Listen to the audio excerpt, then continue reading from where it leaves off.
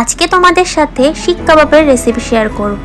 প্রথমেই কাবাবের জন্য মাংস নিয়ে নিয়েছি, তার মধ্যে লেবু, স্বাদমতো নুন, হলুদ গুঁড়ো, লঙ্কার গুঁড়ো এবং তার সাথে গোলমরিচ গুঁড়ো ভালো করে মেখে নিয়েছিলাম। তারপরে পেঁয়াজ, রসুন, আদা, লঙ্কা বাটা ভালো করে মেখে একটু সর্ষের তেল মাখিয়ে দিলাম। এরপর টক দই হাতে ভালো করে ফেটিয়ে ভালো করে মিশিয়ে, ধনেপাতা কুচিও ভালো করে মিশিয়ে ম্যারিনেট করে রাখতে হবে। এই রকম শিকের মধ্যে মাংসের টুকরোগুলো এভাবে ভালো করে কাবাবের মতো গেথে প্রত্যেকটা কিন্তু রেডি করে নিয়েছি। এক এক করে প্রত্যেকটা শিক কিন্তু এবার গ্রিল মেশিনে দেওয়ার পালা।